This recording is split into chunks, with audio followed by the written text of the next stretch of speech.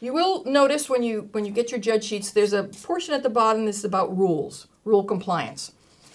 You don't have to get really caught up in a lot of the rules, because students basically abide by most of those rules, formatting for the essay and things like that.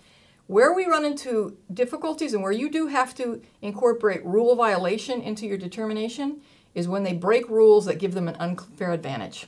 And so these are the rules you need to be aware of. For the displays, they have a 500-word limit, meaning their words. All of their labels and their text, their intro and conclusion and explanatory text, that can only be 500 words, which is not very much. And that's on purpose. That's so that they don't just write an essay and paste it up there with a couple pictures. The whole point of a display is to use their creativity to communicate with images, graphs, etc. So they should only have 500 of their words. Now they can pull out primary sources and use that language. In fact, that's what we're encouraging them to do. So there can be quotes, there can be documents, primary documents that flesh out their story, and that does not count against their word count, but 500 of their words. We do not expect you to sit there and count every word on every display before you get nervous about that. What we ask you to do is just kind of eyeball it. If you look at the first two panels and it already looks like it's a ton of words, call one of the historian consultants and we will do the word counting and we'll let you know. If they go over by 5 words, then you shouldn't really ding them. Basically, what we ask is that you write in your comments, you're a little bit over the word limit, be a little tighter, especially if they're going to go on to the next stage of a fair, that they can fix that. If they go over by a lot, and this is where you make the judgment call, if they go over by 100, 200 words, clearly they're having more words to make their argument. It's an unfair advantage. And what that should do is basically affect your ranking. You don't disqualify them. You certainly don't yell at them when you have the interview. You don't, shred them on your comments. But you should say you had too many words, and when you and the judge decide whether the top 3, that should bump it down the ranking. Whether you think it's still worth going on because it's that much better than the others, or whether you think it's out of the running, that's your call as a judge, and we are there as historian consultants to talk to you about that. Please call us over and we can talk about how to deal with that. But that should affect your ranking because it's an unfair advantage. So the 500-word limit on displays. For performance and media, it's obviously the 10-minute limit. We don't have official Olympic timekeepers. You guys need to look at your watch or your phone and gauge it, starting when it ends.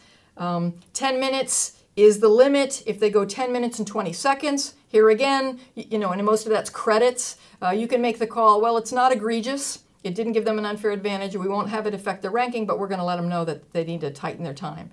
If it's 12 minutes, that's 2 whole more minutes where they can make their historical argument. That's egregious, and it does give them an unfair advantage. So again, it should affect your ranking. Please call us in as historian consultants to talk about how that might affect your ranking. But those are the only rules that you really need to worry about. You can check, yes or no on that rule compliance on the sheet if you want, but to a large extent, you need to convey it in terms of written comments.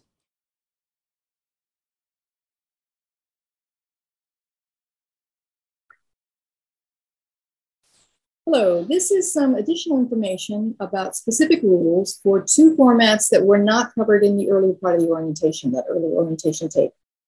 Specific rules for essays and websites that you should have in mind if you are judging one of those formats. As we saw with displays, there's often the initial words. And for both of these 2 topics, essays and websites, there are also word limits. For the essays, they have a minimum of 1,500 words, a maximum of 2,500 words. So their essay needs to fall within that range. The words that count is anything written by the students. So that's starting with the title, everything that they've written, and it also includes primary sources. So unlike displays where they can use primary quotes to get away from skirt the word count, in the essays, quotations count. So it is all of those words. The only thing that do not count, the only words that don't count in the word count are citations.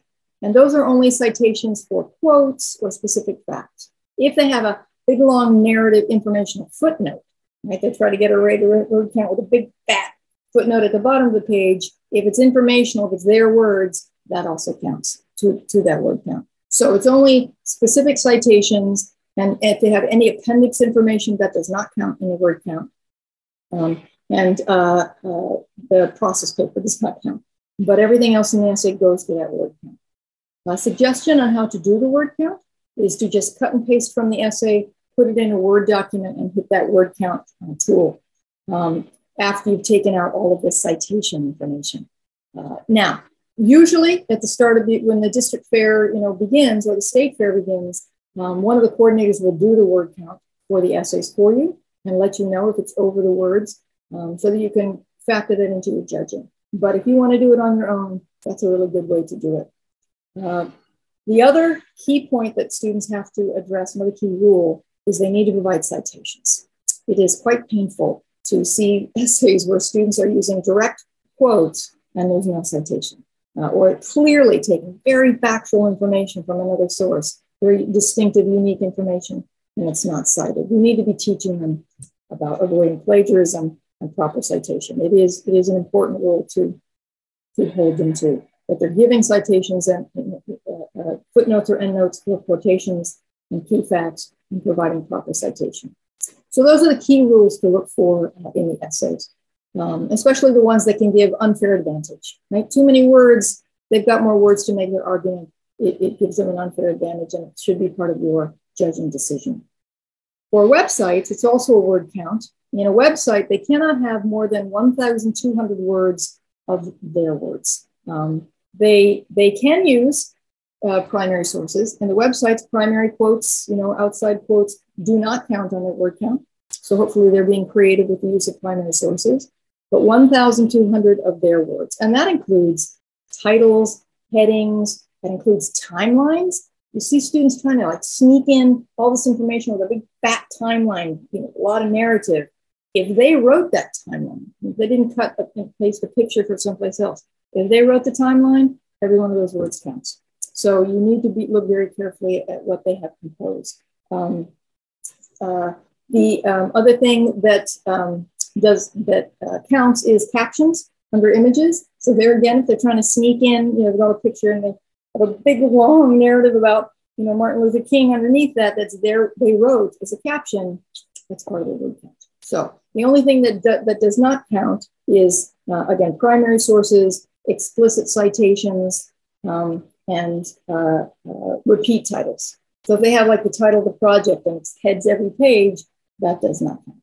Also, they have on their home page, they have required information they have to provide, their name, etc., their word counts. That does not count in the word count. But everything that they have composed that they're using to tell their story, that's part of the word count. The other key measure and limit in the website is multimedia. Anything they use that's either audio, radio clips, or even background music, or video, YouTube or newsreel, that is, you look at the timing for all of those, they cannot add up to more than 3 minutes. You really don't want them slapping in a 20-minute documentary in lieu of them doing the work and expression. They have a 3-minute maximum combined of everything that's audiovisual in that project. So final requirement you really need to hold them to and teach them if they're not doing it is they need to give credit. They cannot just slap a picture up there. They need to say where they got it. Getty Images or Smithsonian. They certainly need to give credit for a film strip, for a film clip that they've had in there. So credit and citation for any images and any audiovisual material needs to also be in the project. So those are some of the key specific rules I wanted to highlight for those of you judging essays and those of you judging websites.